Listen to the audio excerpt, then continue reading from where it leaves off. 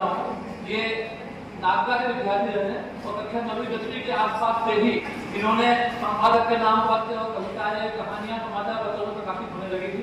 इसके बाद लगातार इन्होंने लेखन कार्य चालू किया, लेकिन आज जो इनकी उपस्थिति है वो उनके साहित्यिक गतिविधियों के लिए नहीं, उनकी शैक्षिक गतिविधियों के लिए। तो बात करो शैक्षिक गतिविधियों की, एक छोटा सा गांव नागदा के पास माटनी का फकीर मोहल्ला, जहाँ पर शिक्षा की मुख्यधारा से दूर और जिसमें शिक्षा दायरा की योजना चली थी, जिसमें वैकल्पिक विद्यालय की उन्नति थे। उस समय एक चुनौती थी कि गांव के बच्चों को, फकीर मोहल्ला के बच्चों को जो शाला नहीं जाते उनको शिक्षा की धारा से जोड़ना। उस समय इन्होंने 20-25 बच्चों का सर्वे करके जो शाला नहीं जाते थे एक नाम दिए थे, वहां से उन्होंने एक छोटे की शाला शुरू हुई थी, फकीर मोहल्ला नया और आपने नाम। वहां पर इन्होंने जीत तोड़ मेहनत की बच्चों को पढ़ाने में, लिखाने में, जन भागीदारी बढ़ाने में, वो जैसे भी बन सका उन्होंने काम आरंभ किया। उस समय ये बातें जब व्हाट्सएप था, फेसबुक था, सोशल मीडिया कुछ भी नहीं था, लेकिन उस समय इन्होंने चुपचाप अपने काम में लगे। 10-12-15 साल तक इनका काम शांतिपूर्ण चलता था, शायद ही कोई जानता। इसके बाद यूट्यूब व्हाट्सएप वगैरह उन्होंने अपने वीडियो को यूट्यूब चैनल बनाकर डालना शुरू किया। शिक्षा विभाग में हर व्यक्ति इसे जानने लगा कि वास्तव में कोई स्कूल अगर है और जो चुनौतीपूर्ण कार्य यदि कोई कर सकता है तो गोपाल को होता ही। सरल जी ने कहा था कि वो सीधी सच्ची राह कभी चल लेते हैं, मैं कठिन राह में सरल बनाया चाहता हूँ। यहाँ पर चुनौतीपूर्ण शाला थी, जहाँ पर दूसरी पीढ़ी पर, पहली पीढ़ी में कोई पढ़ा लिखा नहीं, वे बच्चे जो कभी शाला नहीं गए, जिससे माँ बाप शाला नहीं गए, उनको शिक्षा की दूसरी धारा से जोड़ करके इन्होंने गतिविधि आधारित शिक्षण का कई प्रकार के प्रशिक्षण शिक्षा विभाग ने दिए।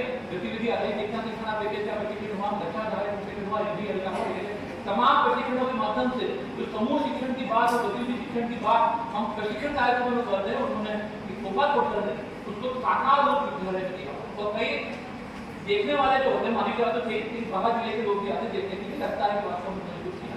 विशेष तौर से काम सहायक नामक के निर्माण पर हुआ है, गतिविधि आधारित शिक्षण का काम हुआ है, और साथ ही साथ में कई नवाचार उत्कृष्ट कार्य उन्होंने किए। तो लगता है कि वास्तव में जो सामान्य घटते काम करते हैं, कुछ ऐसा टीएलएम बनाया जिन्होंने कुछ कार्ड बनाए हैं, वीडियो बनाए हैं, कुछ साथ ही साथ इन्होंने जन भागीदारी के क्षेत्र में, जहाँ शासन से छोटा स्कूल है वहाँ बजट बहुत कम मिलता है, लेकिन ना के बराबर मिलता है, वहाँ पर गाँव के लोगों को जोड़कर इन्होंने शाला को निर्माण कराया, बाउंड्री वाल का निर्माण कराया, छोटे छोटे कार्य को महत्व दिया।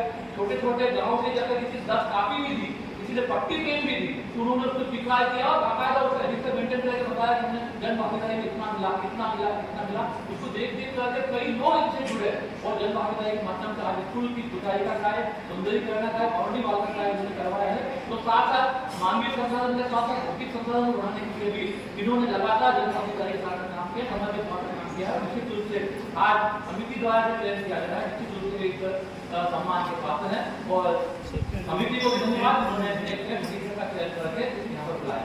बहुत धन्यवाद।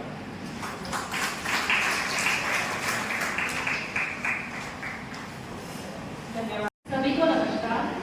मानव शिक्षा सम्मान 2023-24 प्रशस्ति पत्र श्रीमान गोपाल कौशल, प्राथमिक शिक्षक, प्राथमिक विद्यालय नयापुरा।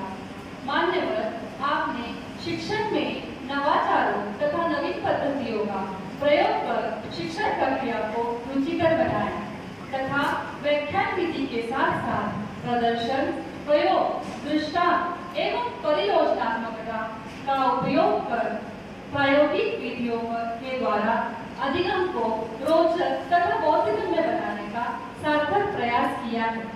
आपने स्वलिखित बाल कविताओं के माध्यम से भी शिक्षण को सहज, स्मरणीय व आनंददायक बनाया है।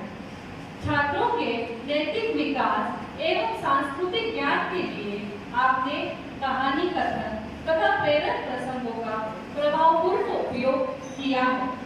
आपने बच्चों की क्रियात्मकता व कल्पनाशीलता को मंच प्रदान करने के उद्देश्य से विद्यालय में अभिव्यक्ति बाल पत्रिका का प्रकाशन प्रारंभ किया एवं सूचना तथा संचार तकनीकी का उत्तम प्रयोग करते हुए YouTube पर विषयवार उपयुक्त शिक्षण सामग्री का सृजन भी किया है।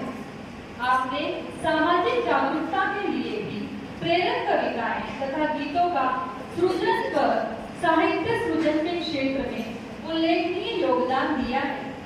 आप एक ईमानदार, परिश्रमी, समर्पित तथा सकारात्मक सोच से परिपूर्ण प्रतिभाशाली व्यक्तित्व के धनी है।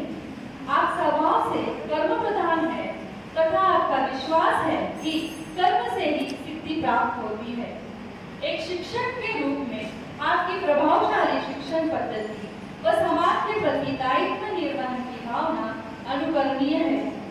हम आपके स्वस्थ, सुखद, सुदीर्घ, यशस्वी जीवन की मंगल कामना के साथ स्वर्गीय श्री जी.एल. ओझा स्मृति सम्मान से अलंकृत करते हुए गौरवान्वित है।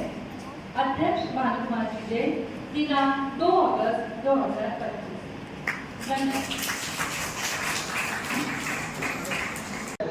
पूर्व लोकसभा अध्यक्ष श्रीमती सुमित्रा महाजन जी से हम सभी ने निवेदन करा कि वे श्री गोपाल कौशल जी का शॉल, श्रीफल, सम्मान नीति, पुनः भोजनस्था व प्रशस्ति पत्र से सम्मान करें।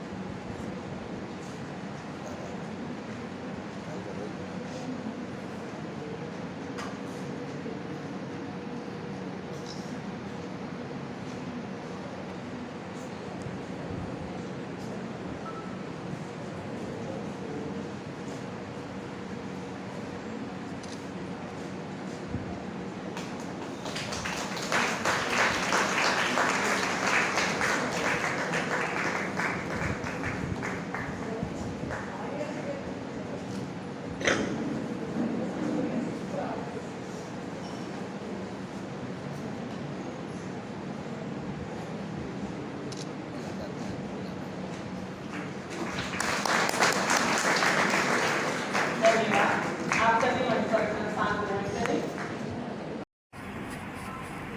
सबको नमस्कार। आज का ये कार्यक्रम वास्तव में एक बहुत ही अलग ढंग था।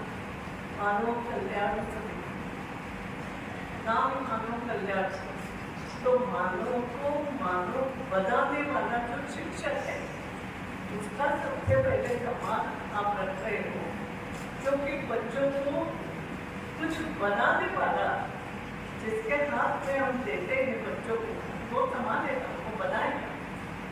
तो ऐसे शिक्षकों का आज यहाँ पर सम्मान रखा है। एक बात में कहना चाहूंगी कि विचार भी कैसे होना। अभी अपनी सरलता ही आपने मेरा परिचय करा, ऐसा नहीं करते। कोई भी स्वीकार कर अपना अमूल्य समय लेकर हमें अनुग्रहित किया और अपने ओजस्वी वक्तव्य से हमारा मार्ग प्रशस्त किया। कार्यक्रम में सम्मानित होने वाले आदरणीय शिक्षाविदों का भी मैं शिक्षक कल्याण सदन समिति की ओर से बहुत बहुत धन्यवाद देती हूँ। समिति के सभी पदाधिकारियों और कार्यकारिणी सदस्यों का भी बहुत बहुत धन्यवाद, जिन्होंने आज के कार्यक्रम को सफल बनाया। श्री देवी अहिल्या शिशु विहार संचालन समिति के अध्यक्ष महोदय श्री हंसराज जी जैन का भी मैं हृदय से आभार मानती हूँ, जिन्होंने इस कार्यक्रम के आयोजन के लिए सहर्ष अनुमति प्रदान की। साथ ही कार्यक्रम में पधारे समस्त अतिथिगण, विभिन्न प्राचार्य, व्यवस्थाओं में सहयोग देने के लिए विद्यालय का स्टाफ और वे सभी लोग जिन्होंने प्रत्यक्ष और परोक्ष रूप से कार्यक्रम के लिए सहयोग प्रदान किया, आप सभी का पुनः पुनः बहुत आभार, धन्यवाद। जय भारत, जय हिंद।